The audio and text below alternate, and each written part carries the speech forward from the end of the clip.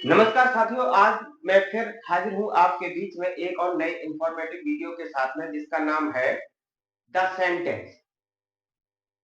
आइए जानते हैं सेंटेंस क्या होता है, इसके कितने प्रकार होते हैं और ये कैसे बनता है। बहुत ही सरल और आसान भाषा में समझाते हैं, देर न करते हुए आते हैं टॉपिक पर। देखिए, जैसा कि मैंने पहले ही इस पे मेंशन करके रखा है, द सेंटेंस। सबसे पहले हमको इसकी स्पेलिंग याद कर लेनी है, SENTENCE। द सेंटेंस का मतलब होता है वाक्य। वाक्य होता क्या है, इसकी इंग्लिश में डेफिनेशन हमारे पास लिखी हुई है, a group of the word which makes a complete sense is called a sentence. शब्दों का वह समूह जो हमें पूर्ण अर्थ देता है वाक्य कहलाता है। अर्थात हमारे इस सेंटेंस की विभिन्न विभिन्न प्रकार की कई इसी से संबंधित परिभाषाएं दी हुई हैं। सबका मतलब यही होता है कि दो या दो से अधिक शब्द मिलकर जब एक पूर्ण अर्थ प्रदान करते हैं तो हमको वह वाक्य कहलाता है।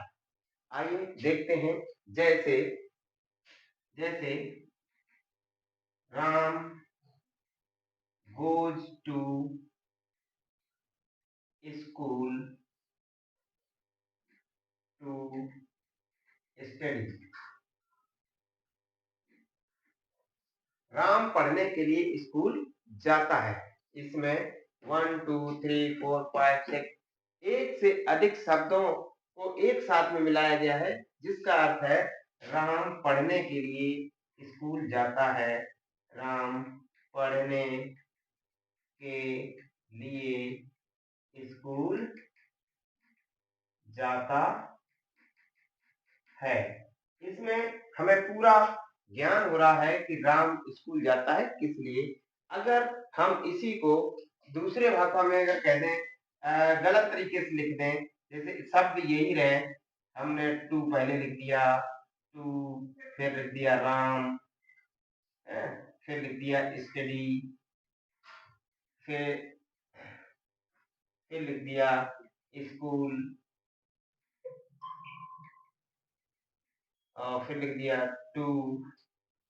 इस तरह के वाक्य अगर लिख दें तो, और उसके बाद लिख दिया गो।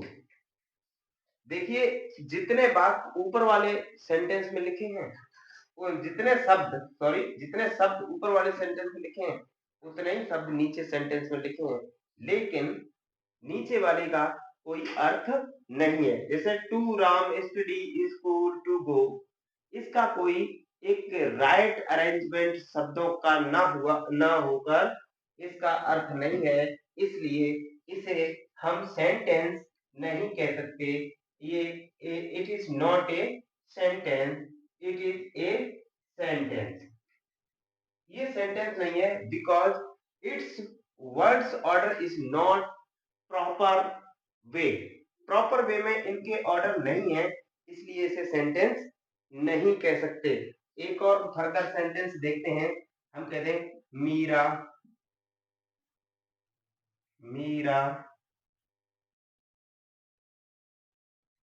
सिंग्स ए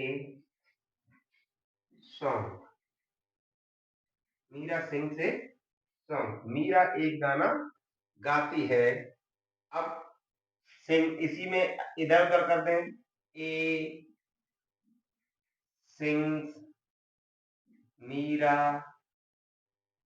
सॉन्ग, ये नहीं, ये कोई अर्थ नहीं देता, अर्थात इसका जो स्ट्रक्चर है वो गलत है, इसलिए ये सेंटेंस नहीं है, ये हमारा सेंटेंस है। तो अब आइए हम जानते हैं कि कैसे हम सेंटेंस का स्ट्रक्चर सही रखते हैं। किस वे में अगर हमारा एक सेंटेंस का स्ट्रक्चर हो तो हम उसे सही मानते हैं। जैसे देखते हैं, हमारे समय में हमारे पूर्वज भी कहते थे, काफी लोग कहते हैं कि सेंटेंस में कर्ता क्रिया कर्म और ट्रांसलेशन नरम लोग कहते हैं। तो सबसे पहले होता है सेंटेंस में सब्जेक्ट, और फिर होती है वर्ब, और उसके बाद होता है ऑब्जेक्ट। अगर यही फॉर्मेट सही है तो वो एक सेंटेंस सही है, तो वो राइट सेंटेंस है। अगर ये फॉर्मेट नहीं है तो वो राइट सेंटेंस नहीं है।